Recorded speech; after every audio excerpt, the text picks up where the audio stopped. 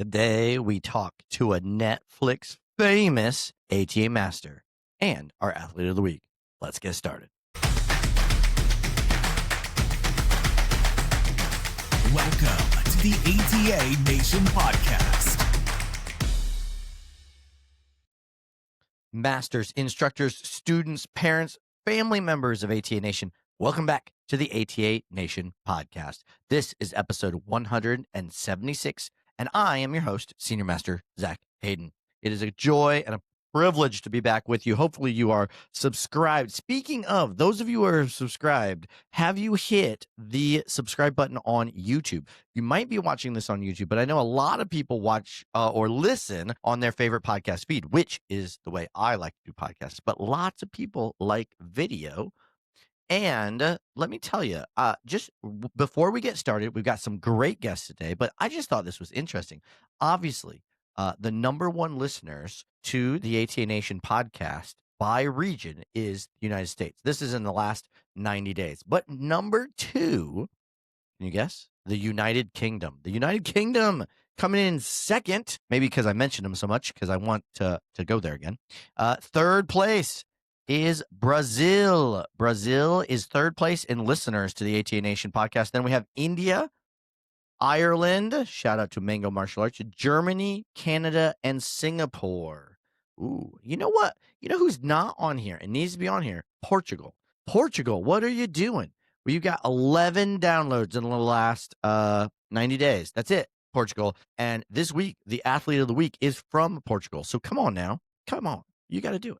But maybe they're watching more on the YouTube. I am on a mission. You've heard it before. I want to get the ATA's YouTube channel revving, roaring. I want 100,000 subscribers. That's the goal, 100,000. We have 33 or something like that, and that's crazy. We got so many awesome ATA members. All I need you to do is go out there, hit the subscribe button on the ATA's YouTube. We're ramping some stuff up. We've been putting a fair amount of shorts out there on YouTube. We're getting some more of those from the ATA ambassadors that we're going to be sharing on there as well. So make sure you head over to YouTube and check that out. Now, at the end of the show today, we'll be going through some upcoming events that you don't want to miss out on, but we've got two great interviews. We're going to start today with our athlete of the week right now. ATA Nation, I'm excited to have with us another international athlete of the week. Hey, sir, can you introduce yourself to us? Yes, sure, of course. I'm Tiago Rangel. I'm 40 years old. I'm from Portugal, Lisbon, Portugal. From Lisbon, Portugal. You guys just the European Championships were in Lisbon, is that right? Yes, sir. Yes, sir. Excellent. In May. Yeah, in May. Excellent. Yeah. Okay. So who's your instructor out there in Portugal? Mrs. Russia. Okay, excellent. And okay, here's the real question. How'd you get started in martial arts? I started martial arts when I was 9 years old. I started in judo. And then a few years later, because of an injury I had, I started doing Olympic Taekwondo. I was around 16 years old until I reached my first degree black belt. Then I stopped, and then I met Songahm Taekwondo because my sister started practicing in a smaller school at the time, and I got into it. And so I started all over. I started as a white belt and started all over, and it was really fun. Oh, so how long was that break between getting your Taekwondo black belt, the first degree, and then starting back up again? I think 2-3 years probably. Okay. Max. Yeah. Cool. I think. Yeah. Okay, so what was it like? You know, you'd done martial arts for a long time then. What was it like to start back at white belt again? Were you a little like, I know this stuff, I don't need to do this? I started. I'm already a black belt. I did all the process. It was really hard, a lot of injuries, a lot of difficulties, but then I started speaking with my instructor at the time, and he really wanted me to know Songahm Taekwondo from the beginning, and I got the challenge. I accepted, and I think I got to love even more Songahm Taekwondo now because I did all the process from the beginning, and I'm real proud of it. And it is what it is. Yeah. So what is a difference in Songahm Taekwondo that you have appreciated or maybe has been a challenge for you when you switched to Songahm Taekwondo, kind of a difference or something that might have been challenging? There are some nuances in techniques, like when we do blocks, we started inner, and in Olympic, we started outside. Okay. Um, that was some small changes that I need to, it was already automatic, and so I Uh-huh. needed to fix it. But the main difference is the competition in combat, in sparring. Yeah. The first sparring that I did, I was hitting the opponent, and I thought I was winning because they don't stop. They make Mhm. the point and they don't stop. And when the match ended, I was losing 5-3, and so yeah, and so I was hitting and spinning and do all the things that we did in Olympic Yep. Taekwondo, and then I lost. And need to learn one punch spar. But yeah, but the thing I love the most about Songahm that motivated me was the weapons. In Olympic Taekwondo, we didn't have the weapons, and so it was really fun. Okay, so let's talk about that competition a little bit. Your what is weapons your favorite event? What's your favorite event to compete in when you're competing? I love traditional forms and traditional weapons, and I started competing in creative as well last world, and it was really fun, and I got to love that competition. But my favorite are the traditionals, the forms and weapons. Yeah. What weapon is your go-to weapon? Now the gumdo, Gumdo. yeah. Excellent. 2 years ago it was the don't know how to say in Korean, the Songjabong? nunchuck. No, Yep. nunchuck. The nunchuck. Yeah, gotcha. Yeah. Excellent. Well, so that's interesting. Do you think are those your favorite? I mean, just because you never got to do weapons before, Yeah. I would have guessed from coming from Olympic style background that sparring would have been your favorite. Is part of Yeah. that because it's such a difference that it No, when I started in martial arts, it was because of my influences at the time when I was a kid. I used to watch shows like the Teenage Mutant Ninja Turtles, the Power Rangers, Dragon Ball Z, and stuff yeah, like that. And most of it, I really love the technique. I always loved the technique. I always, even when I was competing in Olympic Taekwondo, I was part of a big club here, at the sparring team from a big club here in Portugal. But I always preferred the part of the traditional, mhm, the techniques and so on. And so now I do love sparring. I do love combat. Combat is really fun. It's something different that I really start to appreciate, and it's really fun. But as time goes by and I'm getting older, and I need to focus on one thing at a time, and I think yeah, traditional forms is better for me to continue to compete at a higher level than sparring. The I love that. injuries, and yeah, Yeah, and the yeah, yeah. recovery from sparring takes a little longer than forms. It does. It does. Especially at 4 years old, it does. Yes, I hear you. I hear you. Okay, so wow, how fascinating. So what for you has been you mentioned I think you mentioned World Championships. Yeah, What's it been like for you to be part of this international organization? That's kind of more of it is in the U.S. obviously. yeah. And being part of this international organization like the ATA, what's that been like for you? At first, when I started Songahm Taekwondo, I I I didn't know the how huge the ATA was. I think I only got it. I think I'm doing Songahm now for about 9-10 years, Hmm. something like that. Because I did it and I stopped because I had my second son was born, and then I stopped a little period, 6 months, 1 year, something like that, and then I restarted again.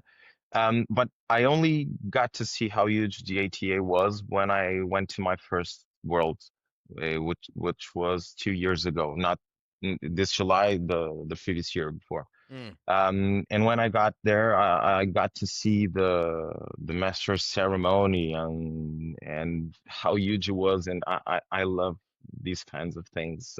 yes, I love the suits, I love the rings, I love the ceremonies, I love everything, and so I really got in love with it, and it got me even more motivated to compete and to go again. So I went this year, and I got better results than the previous years, and so I'm even more motivated to go again.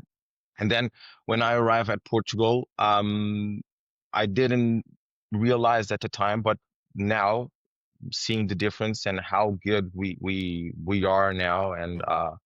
I'm fortunate enough to be part of a group um, with master senior master inductee. I think that's how we say it, Tanger, who is the president of the Portuguese Federation, Yeah. and he invited me to a group called the Renegades, and I got to see how the Portuguese team is really evolving Yeah. and really, and I think they are doing a wonderful job here in Portugal to bring the Songahm Taekwondo in a higher level. Yeah, Yeah, Portugal is like the hub of Songahm Taekwondo in Europe these days. yeah, yeah, It's we're just I know Chief Master Schreiber trying to grow it out of just Portugal, but yeah, Portugal is such a powerhouse yeah. in Songahm Taekwondo, which is I, fantastic. I think we are the country with most schools here here in Europe.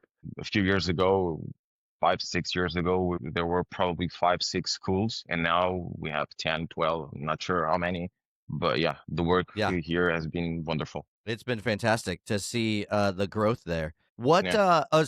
thinking about competition, maybe not competition, but maybe just training or whatnot. What kind of goals do you have that you are looking at for the future? Um, I really wanted to be a world champion.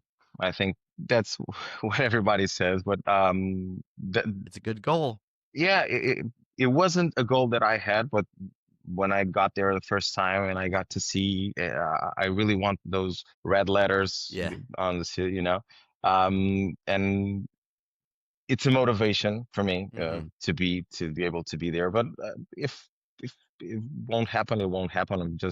I have that goal, and I focus on training every day more and more and more to be able to get that achievement. And then, like I said, I'm fortunate enough to have a lot of people helping me. My teacher, Mrs. Russia, the Renegades, even Senior Master Barry, who is a wonderful Mhm. person and helped me a lot before Worlds, and I'm pretty fortunate, and I'm really living my dream as a martial artist now. I'm focused every day, training every day, and I'm really happy about it.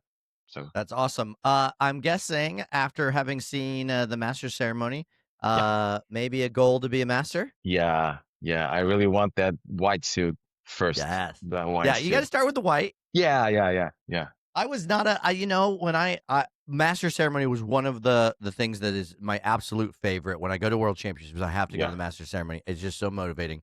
And I was the same way with that white suit. And then I was like, man, I don't love blue. But then after I got the white one, I was like, okay, maybe that blue one looks kind of yeah. cool. Exactly, So exactly.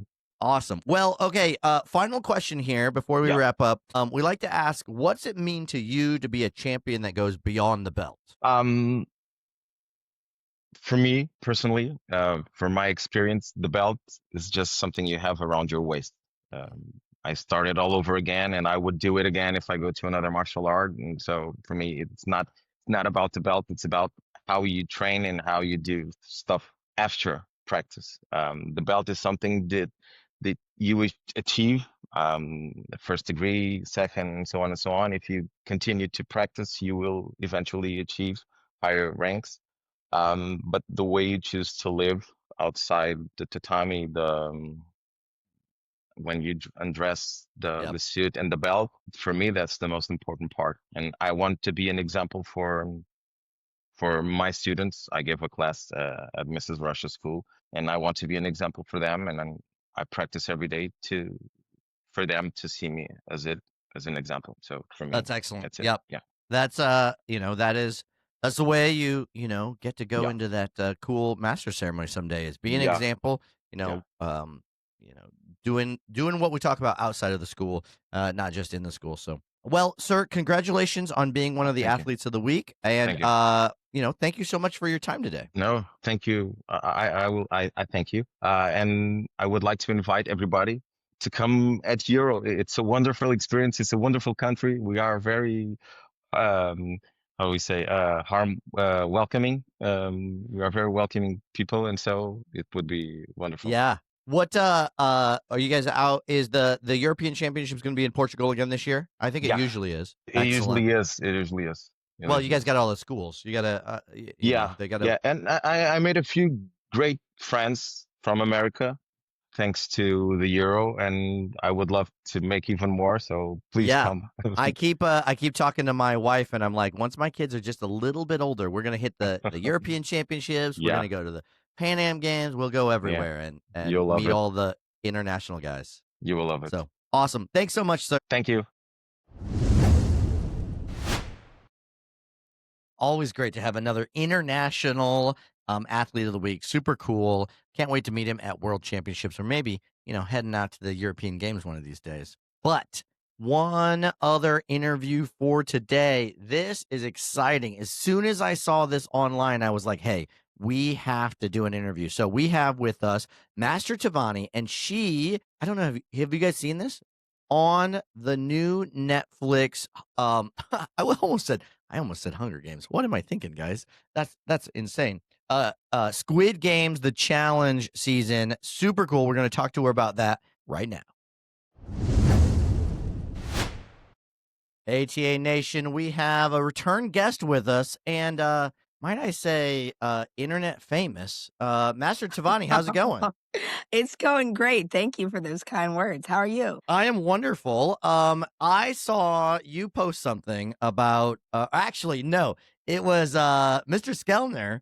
Okay. Oh, He yes. posted like he was like, "Hey, I think I see an ATA person in this Yeah. picture." Yes, he found me. Yes, and then I was like, "Holy moly, I got to talk about this." So, um For sure. For sure. before we get into the whole Squid Games thing, Mhm. you've been on the show before, but just give us a quick recap. How'd you get into martial arts? Yeah, absolutely. Absolutely. So, I got into martial arts at age 5 because I wanted to be a Ninja Turtle. And also, I, of course, have ADHD like many of us do in the martial arts world. And my mom was, looking for a spot for me to gain confidence and focus and all that good stuff. So we started with ATA. That's awesome, and it's been history since. You're a successful school owner, two-time school owner, Yes, if sir. I'm not mistaken now, Yes, yes, yes, yes, yes, sir. You and know it. and all over. You've got you decided us northern people it's a little too cold and had to go south. Is that right? Well, I'm in Pittsburgh right now, and the squid suits keeping me warm. And so yeah, I love the North. I love the South. I think as a kid, I always wanted to be a snowbird. Like I used to tell my grandparents that was my goal. So yeah, so just being able to live the lifestyle I want through martial arts and through my passion and through giving back. And so it's pretty cool that I can have this opportunity to live the life I've always wanted to. That's awesome. It's Yeah. great, and it's great to hear stories of people doing that through their passion, martial arts, something they love. Now, Passion and purpose. You know it. Yes, yeah. sir. Martial arts isn't the only thing you're known for. So you've been on American Ninja Warrior. I have. You've done some modeling, some commercial stuff. What other and then now Squid Games. You're So right. before we get into the whole Squid Games thing, did you stumble into television and those kind of things, or did you like purposely go out and like this is what I want to do this extra thing as well? Right, right. Funny. So when I was a kid, my mom always she had me in modeling, and I was like, I don't like this. I don't wanna, just like dress up and act like someone I'm not, And so as the years went by, when I was in college, I was like, oh man, I kind of need money. Right? Struggling college student, working 3 jobs. I was teaching martial arts for Master Kaminsky. I was bartending. I was doing all these extra things just to get by and pay my college tuition. And so that's when I got back into it. And I started modeling and acting here in Pittsburgh at the Talent Group. And so, yeah, I was like, oh, this is fun. And then I realized, like, oh, this is helping me get by financially, actually, really great as a college student. And so after that, I just realized, like, this is fun. I love to do these things and I have a passion for it. So let's keep doing them. So yeah, that's how I kind of got into it. And then after I did the ESPN 3 special, the 360 challenge in 2016. And I had always wanted to do that in Orlando, right? At the ESPN Wild World Sports. And so once I did it, I was like, ooh, what's next now? Like I can't just end on this. And so that's when I did Ninja Warrior. I submitted to be on the show, and I got casted for that for the first season in 2018. Very cool. And now, Squid Games. I mean, this is kind of And a now big Squid deal. Games. I have not.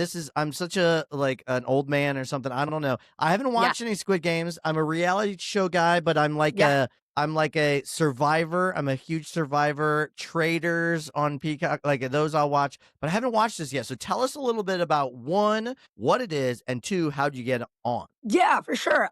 So if you've ever watched, and I know you said you didn't, but anyone out there listening, if you've ever watched Squid Games, the drama series, that is Netflix's #1 of all time biggest rated show. Okay. And so that came out in 2020 and it really became a phenomenon and Mhm. people started loving it. It's a little dark, right? But it's also very captivating. And so from that emerged the challenge because that was such a success. They said, let's turn this into a reality show.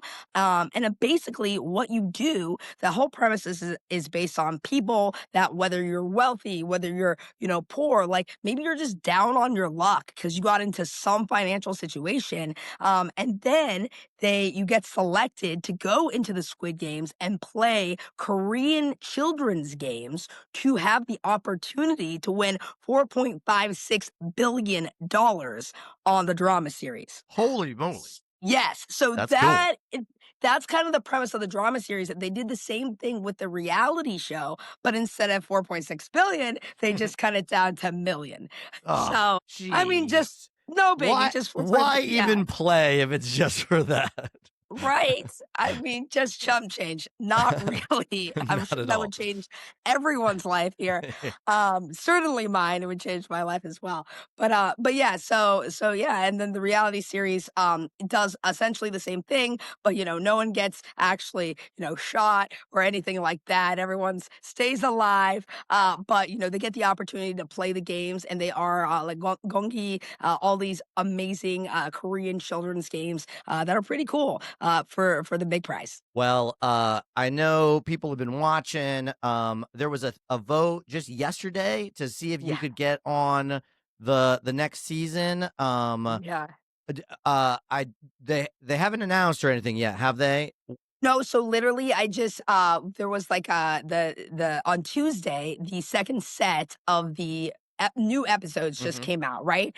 So they started that on Tuesday, a fan vote. And so I think it goes from like the 11th or sorry, the 12th and through like the 17th. So it's only 5 days. So if anyone's out there watching and you want to see me back, I don't want to say too much because if you watch the first episode, you'll see me on it and you see kind of what happens. But if you want to see me back, we got these 5 days to vote and vote me back on. Okay, ATA Nation, you got to get out there. You got to vote for Master Tavani. She's got to be on again, so we can see that. That's super cool.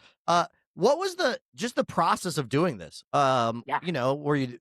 Where'd you film? Were you there for a long time? Was it a short, in and out? Yeah, so I was in London. We filmed in London, and so that was pretty cool. They flew us over, all that good stuff. The first, basically, it was 3 weeks that they had sectioned off that I was in London. The first 3 to 4 days, we were basically like segregated in a hotel by ourselves. No phones, no computers, no electronics. We each had our own room, but very much Squid Games is a mental challenge as well. And so they really wanted to put us in that same scenario as the players from the drama series, right? And Mm. so, yeah, we basically were in a room with nothing. We were allowed to bring some books, maybe some writing utensils, and that's it.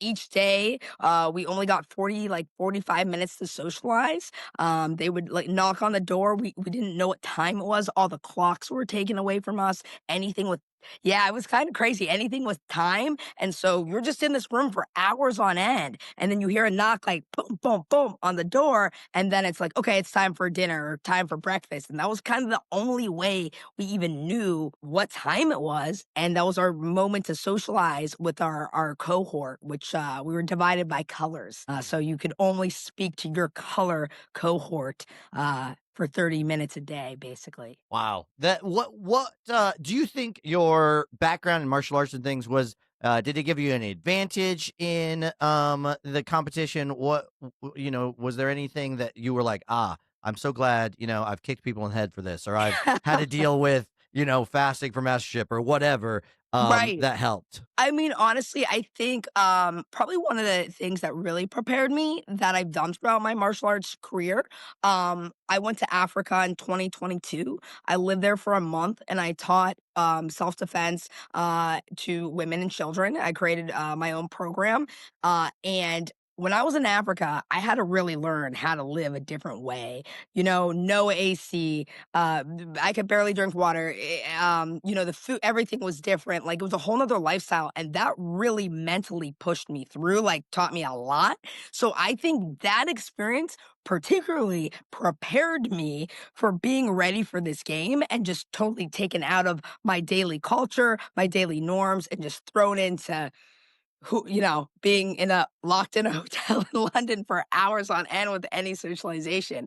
But I think honestly, just like breaking a board, right? Overcoming that challenge of like leveling yourself up with maybe a harder board break or those daily things we teach every day in class. I mean, of course, those all contributed to the mental strength I have now as a person that carries me into doing these new cool experiences and challenges. That's awesome.